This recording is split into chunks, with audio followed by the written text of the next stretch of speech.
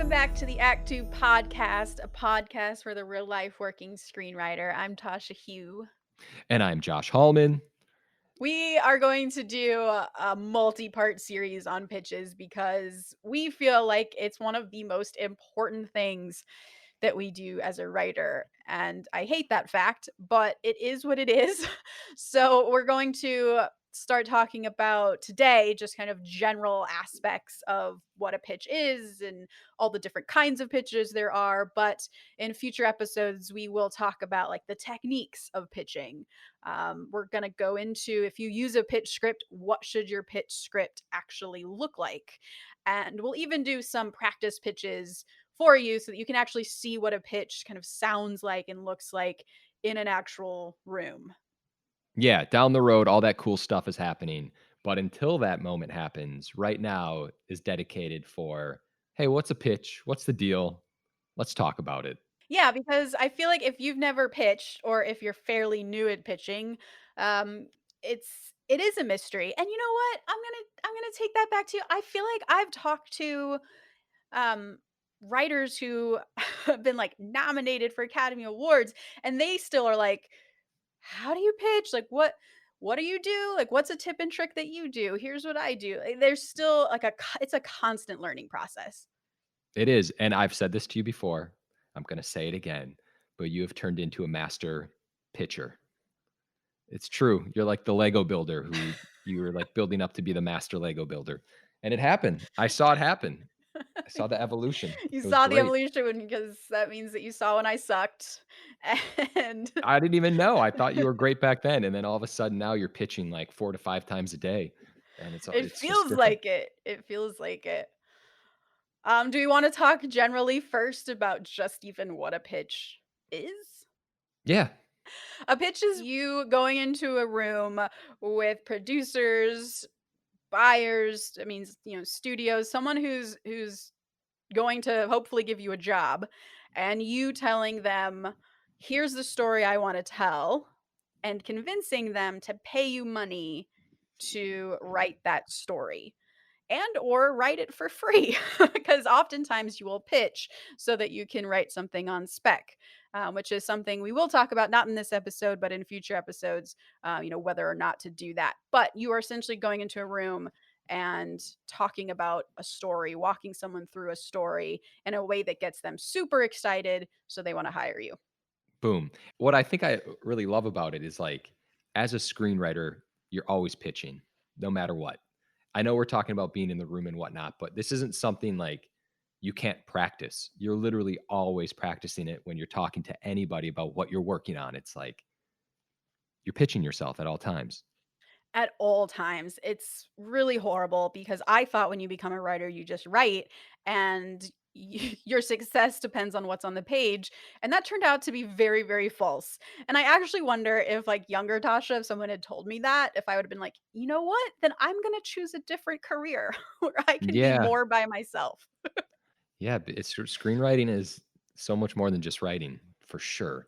Yeah, and I think it's extremely important because, I will say that a lot of universities will tell their film students that pitching is not important, Mhm. and I think what they mean by that is that back in the heyday of those professors, pitching at one point in this business, it had been easier to sell a pitch, is what I mean. Like you could walk into Universal or walk into Warner Brothers with an original pitched idea, pitch it in a room with a bunch of executives, and they'd be like, "Wow, that's so great! I'm going to buy that." And that doesn't tend to be how people get jobs now. It certainly happens, but it's not typically how you get a job just because I think the business aspect of it has changed and people are less willing to throw money across the table at someone with a crazy new idea, For that sure. doesn't have like a book behind it that has proven to be successful, or it's based on a cartoon that they've seen done really well in Korea. It's just very rare to come in and just pitch something and get that job. But that doesn't mean, as Josh said, you are not pitching all the fucking time. So, the different kinds of pitches you're gonna do in your career. Why don't we start there? Yeah, there's so many, and I think the first and sort of most obvious one is the open writing assignment, where a producer or a studio, they say, "Look, we have an idea." I remember for one job I got, I came in, it was a general meeting, and the woman said, "Yeah, we really wanna do a movie about fairies." And I was Mhm. like, "Oh, cool. What's your idea?" And she's like, "We don't have one, but we saw this picture." And she literally shows, like, a piece of paper that was on her desk that she had to, like, dig through her mail and other things, and she pulls out this picture, and it's just, like, a picture someone found on the internet of a fairy. And they're like, "Nothing special." And they're like, "So Wow. we wanna do a movie about this." I was like, "Okay, well, I really enjoy fantasy, I really enjoy fairies," and at the time, I was very desperate for work. So I was like, "Alright, well, I'm gonna put something together for you." And I came in and I pitched a totally original, crazy action movie idea with fairies. Okay. And that came from someone saying, "We have a quote unquote idea." But that idea that a producer has can vary from a picture to a kind of a more fully fledged idea. I know you've definitely gone in pitches where someone has said, like, I want this to be about a brother and a sister relationship set against the backdrop of I don't even know what. And I want it to be an action adventure movie, but I don't really know what the story is. Can you come up with something? Yeah, and it's I think it's better also when are given those parameters to pitch within, because if not, I mean, it's great to have as much, space as you want, but it's also cool to have kinda like markers where like, "Okay, this is what it is. This is this." I can play with inside of like a certain shape rather than just kinda coming up with some crazy idea, then getting done with the pitch, and they're like, "That's not at all what we were looking for." It is really hard, and that's a big tricky part about pitching is it's it's like that that phrase about porn, like, I won't know what it is until I see it. Like, that's kind of what it About is with porn? that's like the classic sort of congressional, comment about porn. Anyways, moving off of porn and back to pitching. I feel like that's how it is with producers, where if they have an idea and it's not a fully fledged thing, um, it will often be like they have no idea what they want. And that is so hard for a writer to figure out. And that's something I think we can talk about a little bit later, maybe in a different episode, because it is such an important uh, lesson that I've had to learn from pitching is that you really just can't predict what someone wants. And so don't even bother. Because like with this fairy idea, how the fuck are you supposed to go home with a picture of a fairy and know what this company wants? You just can't. So all you Yeah. can go from is your writer's instincts and the things that drive you and the things that you're passionate about. So when they do have more parameters, it is very helpful because it at least gives you some kind of guidance. So like the next thing that they could have an open writing assignment for that they want to bring someone in for is we have a piece of IP. So a piece of intellectual property, which means like a book, a comic book, an Mhm. article, a podcast. Um, I remember recently someone in our writers group actually said that they were pitching on something that had come from an article someone had read, and I don't even know if they'd actually gotten the rights to this article. It sort of didn't matter. It was just that the article inspired an idea in the producer that they thought was interesting, and they wanted to build a whole movie around this one idea or this Wow. one concept. But they're not writers, right? These producers aren't writers. They usually can recognize a good idea like anyone else, but they're not writers. So they need a writer to come in to figure out how do I make this cool concept I saw in this article actually Yeah. work as a movie. So you have to go in and pitch. And are you saying that you have to then pitch that, concept to the producer? Well, they give you the concept, right? They give you like, I saw this cool concept in an article. How do you make a movie out of that? Right. And often they'll say like, "Tasha, I don't know how to make this work, but I think there's something cool here." And Mhm. so you have to go home and pound your head against the wall and try and figure out how it works as a movie or a TV show and pitch it back at them. And again, they don't know if there's no like right or wrong answer. Like in school, right? Like you know you have it's a very specific answer that a teacher is looking for and it's right or wrong. That's just never the case in pitches. Yeah. You just have to trust your gut. That's it. That's all you have to go on. It's terrible. But yeah, it is pretty terrible, but What's cool about it is, like, as long as you kinda follow what you really like and what's true to you, not to sound like that guy, like I'm sounding like Moonbeam guy, like esoteric, like, "Oh, just stare at the stars." Says the But, guy who tells you to meditate every morning. I mean, not meditate, just think, just focus. No, is that, I feel like you can rest easy knowing that you did the best that you could do, if that makes any sense, rather than trying to, like, chase the market and chase what's going on where you're, like, gonna regret what you say later on. Yeah. I mean, honestly, that's the theme of this episode, I think, is just to kind of always follow your gut. Like, an example that just came up is I have an opportunity to adapt a video game into an animated television show. Mhm. And the parameters I was given, because it's a popular video game, is very specific because they don't want to mess up the video game, right? For all those fans out there. So I was given this big PowerPoint about what I can and cannot do and where the show can fit in like the timeline of this video game. Now they don't have any idea what the story is, the producers. They expect me to figure that out. They expect me to figure out the character journey, and they know like the touch points they want to hit because it's a video game and it's popular for a reason, so they want to hit those points. But beyond that, they have no fucking clue. And that's what they're looking for, right? They come to writers because they want their creative brain. They want their brilliant ideas, and they want whatever their tone is. Like someone's going to come to you for that really good like heartfelt action adventure movie, and Yeah, that's yeah, what they sure. know that they want that from you. They just can't tell you exactly how to do it. So it's your job to come in and tell them, to guide them. So that's gonna be my job, is to figure out like, what does the character want? What are the themes? How does it go they go about doing that? What does the arc look like? It's not stuff they know. That's all gonna be on you to pitch. So that's, again, like it's less just pitching a story and more like you're actually breaking an entire TV show or an entire movie for them, and hoping they'll pay you at the end of it. Yeah. Another way that you might get a pitch is that we have a script that we own and we don't like it, and we want someone to come in and rewrite it and make it better. Could you read this script for us and then come pitch back to us what you would do to make it better?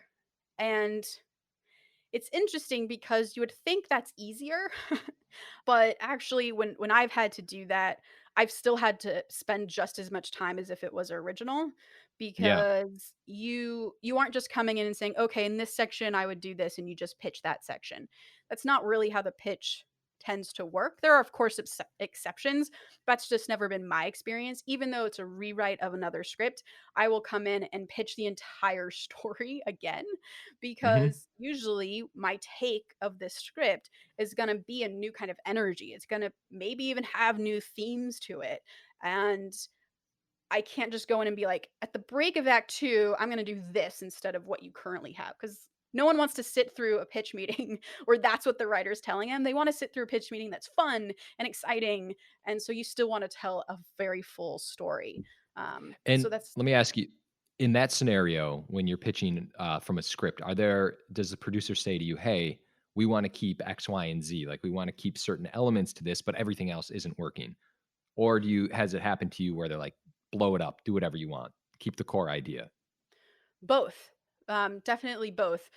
And it's funny because, as we were talking about, they don't they still don't know what they want even in a rewrite oftentimes. Mhm. And that's like, sometimes you'll go in and they are very surgical. Like they very specifically just want you to make this script funnier.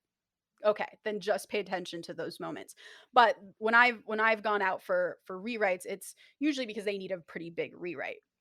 And, it's interesting because in one in particular, it's kind of burned in my mind because it was a big lesson for me, was they said, we specifically want it to look like this, and we specifically don't want this to happen." And I was like, "Okay, cool, like, I can work around that, no problem." I go in and I pitch, I can tell they really like it, and they're like, "Well, it's between you and one other writer." And then I eventually get a call back, and it's like, "We went with the other writer because they did X." And I was like, "But you told me not to do X. You specifically said not to do that." And so I Wow. built my entire pitch around you being confident that you knew what you did not want. And they're like, "Well, we didn't know we didn't want it until we heard it." So I mean, I take whatever lesson you want from that. My lesson was not to pay attention to them and to just go with my heart and go with what I feel is good for the story, even if it's kind of thinking outside the box, outside their own box that they Right, give right, you. right. There we go. We're touching on the theme again. Is just trusting yourself. Yeah, and this recent job that I have is also a rewrite, and um it was interesting because this company in particular had done many years of drafts on this one script, and they just couldn't quite get it right. And so my job was to come in and to pitch how I would fix all of their problems. And again, I just Sure, pitched a full story as if it was an original idea. But before I even started with my pitch, I got a call from the producer walking me through exactly what they wanted to keep.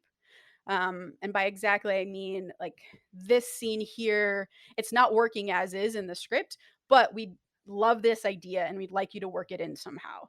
We love this gotcha. relationship. We want you to work it in somehow. So I had clear parameters. And what kind of is hard about that is it's more of a puzzle at that point than it is like, "Oh, I'm gonna come up with this really cool new idea. It's gonna be brilliant, and I'm just gonna like fly by the seat of my pants and go with my gut." It's like, oh, there are puzzle pieces I actually have to fit into this idea to make it work, um, Right, right, right. which is definitely the harder part of rewrite pitches. But And in that case, you trust the producer and you say, "I am not changing any of this." God, yeah. I mean, in this particular case, I did because they had been working for many, many years on this script, so they had seen so many different versions that at Mhm. this point they knew. And also what made me trust them a little bit was, or I guess a lot, was that there was also a director attached who was saying these things. So this director also wanted those things to happen. Now, what I did do was I got creative with how those things happen. And I think that's where you have the creative leeway. It's like, okay, if Yeah. you want this relationship to happen, great. I'm going to kind of change how we get into that relationship. I'm going to change the backstory of that relationship and also how it progresses. But the core of this relationship, I'm going to keep. And they ended up liking it. So y- that's learning about taking the puzzle pieces and kind of making them your own in that case. Moving on to other kind of pitches we're gonna do. Something you know all about, you call it the bake off. Bake-offs are terrible, and I highly what's the opposite of recommend? You sound scarred from it. I just saw your face. They're terrible. Okay, so a bake-off is another word would be like a cattle call. um if that gives you a clue to how people feel about them, it's usually when there are like more than 5 writers going out to pitch for the same project. And producers do this because there's no downside for them, right? Like they get to hear a shit ton of writers come in with really great ideas, and it's Mhm. no skin off their back if they have to hear like 20 pitches. It's just like an hour out of their day, whereas for writers it takes me anyways about a month to come up with a pitch. You may work faster, I get it, but usually I feel like the general time is like a month. And that means over a month you're breaking an entire movie or you're breaking an entire TV show so you can come pitch it to these people, but you're competing against 20 other great ideas. So the likelihood of you getting that job is just really, really tiny. And By the way, do you think a month is that the standard time? Have you talked to other people about how long it takes them to prep for a pitch? I feel like that's average, but I also feel like if you're in the major leagues, I've heard like one of your friends actually, one of your friend producers, I had to go pitch for a pretty big movie that I really, really wanted. And she's like, you have 2 weeks. I was like, 2 weeks to break an entire, she's like, are you gonna do it or not? I was like, okay, yeah, I'm gonna do it. I'm gonna do it. Oh my God. That's a good impression. I know who you're talking about too. That's a good impression. Um, yeah, 2 But weeks sounds there was normal. even a sense from her that she knew 2 weeks was cutting it tight, but also that she didn't care, and that, like, writers will pull it off if they have to. So I think ideally I'd love a month, but if I have to do shorter, I will, I just won't sleep. Okay. How long does it take you to do it? Yeah, like 2 weeks. Really? I would say so. Like, but if you remember most recently, I like canceled things in my life. Like we had a writers group. I'm like, I can't do it. I have to focus on this. I have to get these certain things done. But to be honest, it took like a week. I just felt Wow. good about it. And you pitched it perfectly, so maybe it's just you're feeling it. I was feeling it. Did we cover all of the bake-off? The bake-offs, you're just pitching against other people and it sucks. It does suck, and I would discourage you there we go, that's the opposite of recommend, discourage, I would discourage you from doing them, although I I did was like, there is no word. There is no other it word. I doesn't couldn't even exist. think. But in that year of, like, me pitching 12 pitches, 1 a month, and my kind of, um, hellish hell year of pitching, I did a lot of bake-offs because I was very desperate, and I think, um the one thing I learned is try to be as targeted as you can when you're doing a bake off because the reality is you're gonna have to do a bake off at some point because getting a job is hard. And if you have an Mhm. opportunity to pitch, even if it's against 20 people, who cares? That's an opportunity to pitch and get a job. I would say just try to be targeted because at the end of the day, for me, again, it takes a whole month. And what I found in that year where I was just pitching, pitching, pitching, pitching all the time, that when I didn't get the job, I didn't have any work to show for the end of the year. I didn't have a spec. I didn't have even an outline. I didn't have anything of my own that I could show. So my career did not advance that entire year, even though I was working the entire Yeah. year for free. And so that's just something to keep in mind. But that benefited you in the long run, all those pitches, right? I mean, it definitely taught me a lot about pitching. So yeah, I mean, in that year, I had to get a second job. I had to I had to go back to Universal where I was an assistant and work in their story department, which felt very humiliating. But I had no choice. I couldn't get a job to save my life. Um, Yeah, gotta so do what you yeah, I gotta mean, do. you got to do those bake offs in that case. And so, I guess then just kinda breaking this down is at the core, how do you get a pitch? Like, how do you get or excuse me, how do you get a pitch meeting? I usually get them through my reps who, as you said before, they like have their ear to the ground about what kind of job opportunities are out there. Um, like a studio could tell an agency, like, "Hey, we're looking for someone to come pitch on this action thriller set in Hong Kong. Do you know any Chinese writers who've been there?" or something like that. Wow, that's Um, very it's specific. very specific, and sometimes they are that specific. Or like, hey, a producer might send a book to a bunch of agencies and be like, "Who do you have that's great for this book?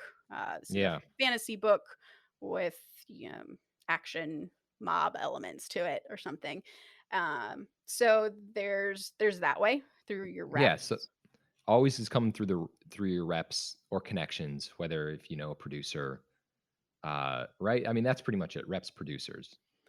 Reps and producers, yeah.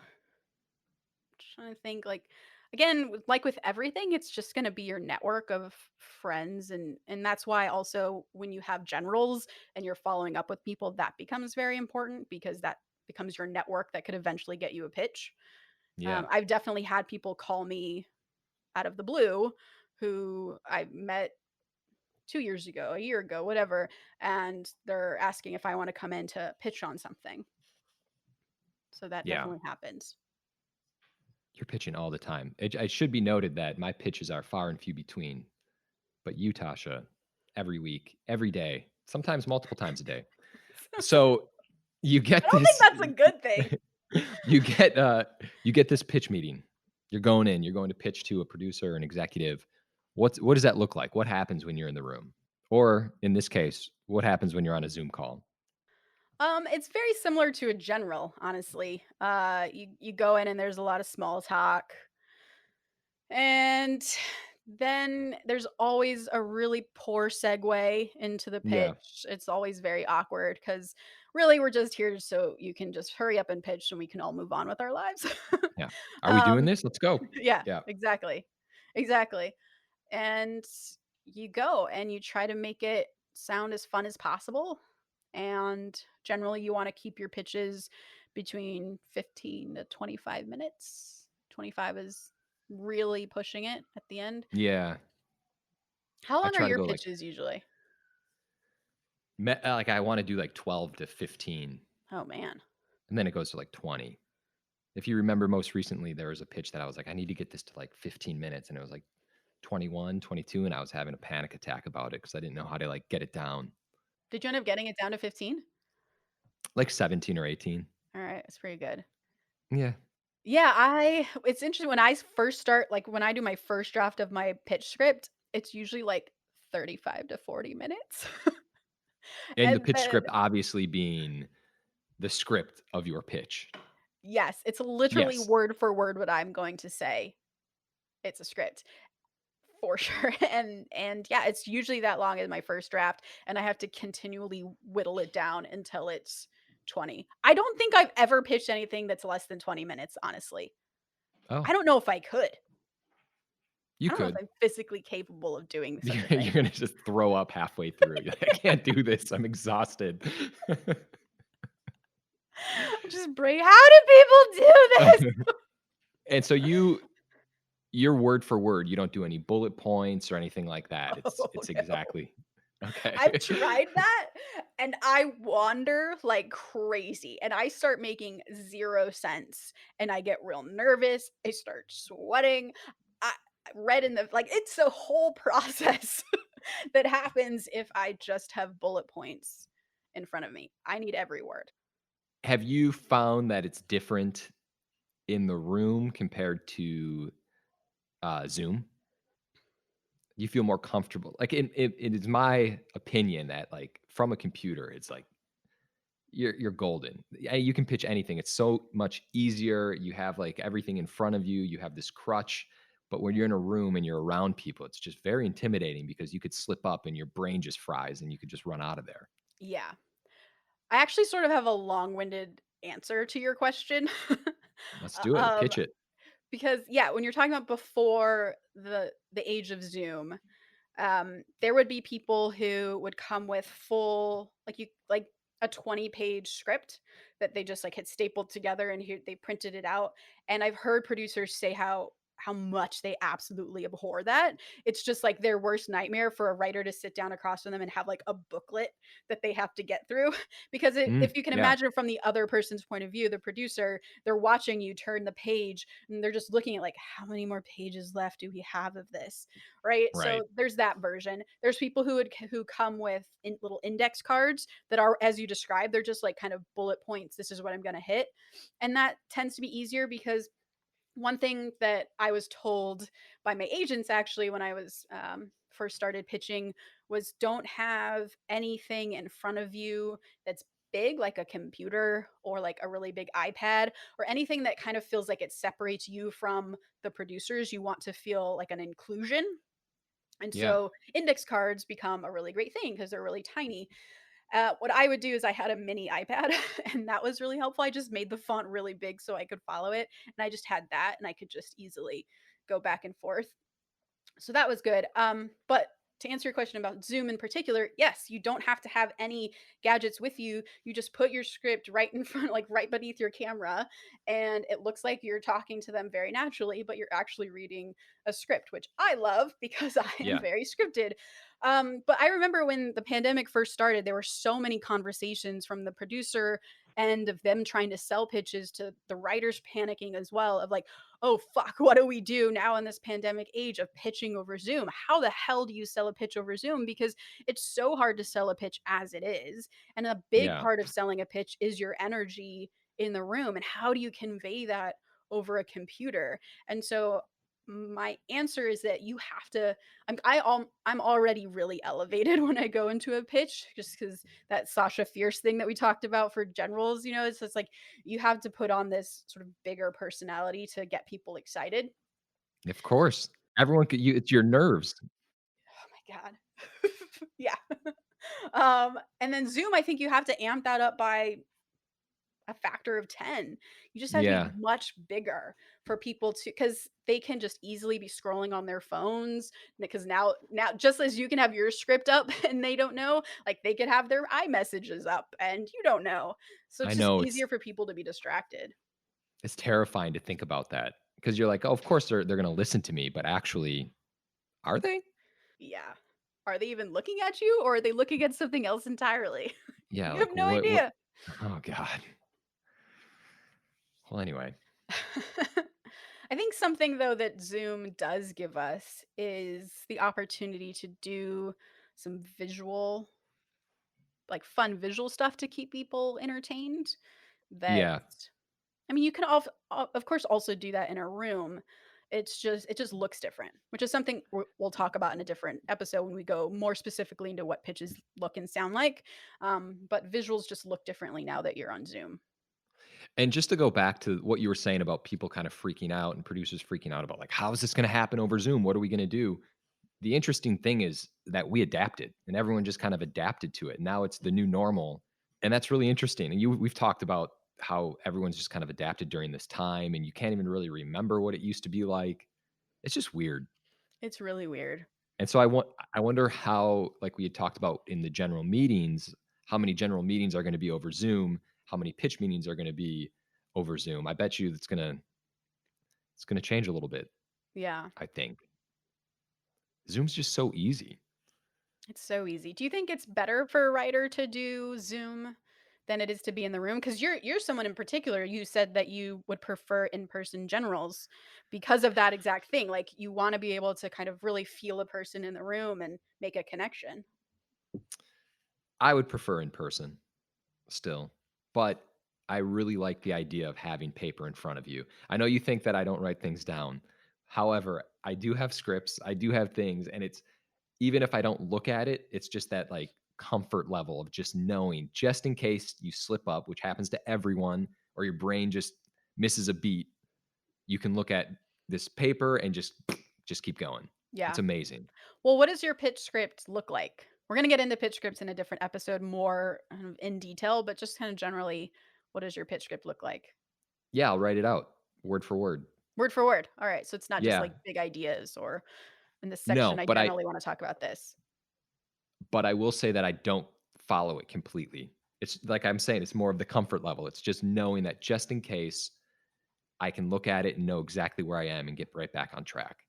Yeah. But I have the See, tendency to ad lib I very often. tried that. I tried that exact thing where I had a script, but I was like, I'm going to be super casual with it and just have it here. But then I found myself like talking about things too early or just like messing up the setup of something. So when I was like, oh shit, I forgot where I am. Let me go back to my script. My script no longer mattered because I had already fucked it up so bad in my ad lib. Have you Yeah. ever had that happen? Yeah, but I feel like you have to memorize it, like at least 90% of it, because you can always kind of get yourself back on track. Okay, so you have your script, you memorize it as if you're going to do it word for word anyways, but then you're just looser with the conveyance of your memorized script. Oh, absolutely. Okay. Yeah, I don't just go in there and, wing it, which is what I think you think I do. I do, but it's a compliment actually hidden as why can't I think of words The today? opposite The word opposite of of compliment. Yeah, no, I understand what you're saying. Because you I seem so effortless with your pitching. It seems so natural that it doesn't Wow, seem thank you. scripted. Well, it's only because I, know exactly what I'm trying to say, I think. When it works, it's because, you know exactly where you're going and what you're trying to say, and that's what I think. I mean, I'm shaking my head because I feel like I know where everything's going, but I still can't be as casual as you. Can Maybe I it's a tell you a quick personality story? thing. Please do. Okay. Not to get too far off track, but this is gonna come together. It was 8th grade. I was in Wisconsin. Oh my god, I'm I so was in a excited.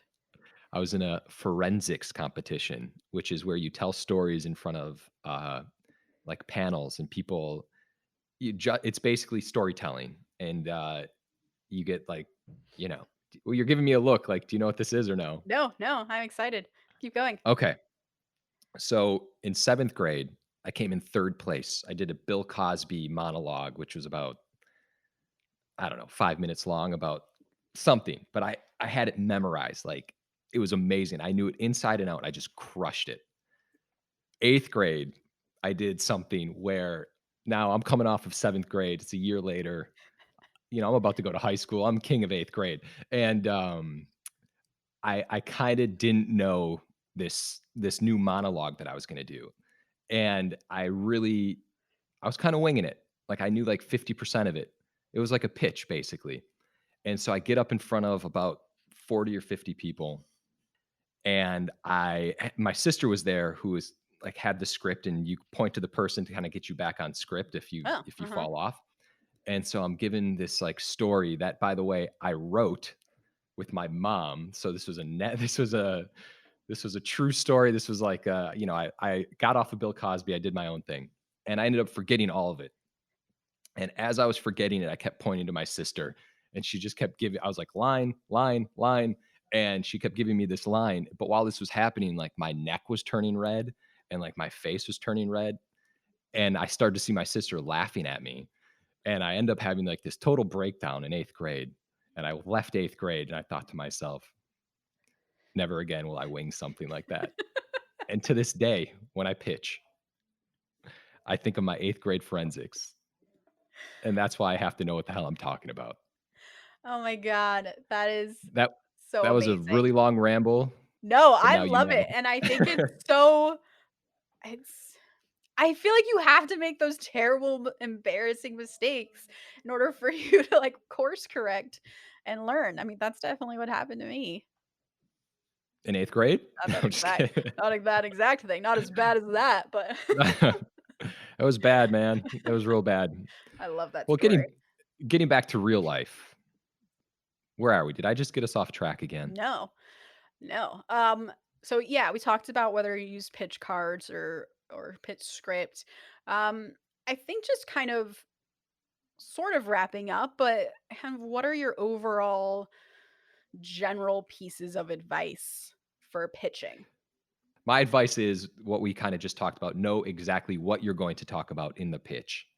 But my biggest overall thing is to try to convey an emotion or like a big idea. When I focus on pitches, I don't really, of course, you focus on the story, but I always like to think of like creating an emotion or an atmosphere, which is why a lot of times I just come in hot. Yeah. And it's just to kind of like keep it at a certain level. That's my take. But know what the hell you're talking about most of all. Creating an atmosphere is a really great idea. That's very important. Again, we kind of talked about at the top of this that a pitch is as much a sales pitch as it is a story pitch, right? Like don't get caught up so much in the story that you forget that you're trying to sell something. And I think allowing producers to see the atmosphere of what you're pitching, just like so that they understand that this is a movie and they can kind of imagine it in their head. That's a really important piece of advice to remember when you're pitching. I often forget Y that, to be totally honest. Yeah, it's just, it's like anything. It's like you're just trying to create an emotion. Like, I don't think people walk away from things like, "Oh, wow, that story was amazing." It's more of like, "That made me feel good." That's my take. I think that's awesome. That's an awesome take, and I forget that a lot, and I think that's maybe where, I'm complimenting you and what I'm picking up on of, like, a thing that je ne sais quoi that you have that I don't, is that I get Boom. so caught up in making sure the story makes sense in my brain and that it's so that when someone asks me a question at the end of the pitch I have an answer. I've created the movie in this very like surefire airtight way, and I often will forget to just set the scene and just bring people into it. So, like one of the best bits of advice I ever got was from my agents early on in my career. They very graciously were like, every time you pitch, come into us first, come into our actual office down in Beverly Hills and all the fancy land and practice pitch to us, and we'll give you notes. And it helped me so much when my agent at one point was like, and this was for actually a rewrite. No, it was for a book. That's what it was. It's for a book, and I started my pitch by talking about all the things in the book that I liked and didn't like, and then launched into what I would do with the book. And they're like, whoa, wait. Don't do any of that. Like, the producers have read the book, they know what the book is. Just tell your story like you're sitting around a campfire. Oh, right. And that's it. Like, that's all you need to do to tell the story. You don't have to talk about what you like, don't like. You don't have to do that shit. They're going to know that as you're telling the story because you're going to leave stuff out that you don't like. You're going to put stuff in that you do like. And that Right. was just like a big for some reason, like, that opened things up for me to pitch in that way. And what's interesting is that before that, and the reason why I was pitching the way I was pitching in the room that they didn't like, was because I was desperately reading about other people and what they do in their pitches. And I had read something about, like, a pretty high level writer who said, "This is how I pitch books." And so I was like, "Oh, well, I'm obviously gonna copy this writer. They're so successful." And to Yeah. have my agents be like, "No, don't do that." A, it just tells you there are many different ways to pitch because that writer was successful pitching that way. But B, what worked Mhm. for me was trying to think of it more as a campfire story. That's perfect. That was a really long answer. No, it's not. I actually think about that often as well. It's like I guess that's also what I'm saying is like trying to create that atmosphere and energy where you're just kind of pulling people in. It's like you're putting your arms around them, giving them a nice big virtual hug and saying, "Come with me on this journey." I love that so much. When we get into more detailed bits about how to pitch, I cannot wait to hear how you do that. I'm very excited to learn from you. All right. So we did it. We covered all the general stuff. What this is what a pitch is. Yeah, I mean, one thing I will also say, another bit of advice would be to bring in visuals. I'm a very big proponent of bringing visuals into your pitch, and it may just because for me, I tend to write in big worlds like sci-fi, fantasy, alternate realities, and that often requires you to have visuals in front of you. And back in the day before Zoom, what I would do is I would actually print cards that were I think they were like 5 by 7. They're pretty large because oftentimes you're at a big table, so you need everyone in the room to see you. And as I would pitch, I would put a little indication in my script of where to put down a card. So and I had them in a specific order. And so Yeah, whenever I would pitch and I would lay down at that cue that one card, and then as I'd go, I'd keep building out these cards, and suddenly on the table would be this kind of collage of what the movie looked like. And I found that to be extremely helpful. Like, it gave the producers something to look at while I was talking to them. It gave them something to visually engage with. And then at the end of my pitch, they could see a visual representation of what I had just pitched. And it seemed to mean a lot to the people I pitched to. It really wow. impressed them. Um it really helped them understand what I was verbally pitching. And cut to now with Zoom, now we have like PowerPoint or Keynote or something like that that you can share either during your pitch if you're brave enough to try and do that, just with technology that can get crazy, or Yeah, after. In a recent job I got, what I did was at the beginning I said, "After this pitch, I have some visuals I want to show you, but I'm just going to do the pitch now." And then afterwards, I went through a PowerPoint. that's great. So that's it. I feel like those are the general bits of advice. Yeah, and like you said earlier, we're gonna this is like a series. This is there's gonna be many more things about pitching. So if we miss something, we'll get into it later.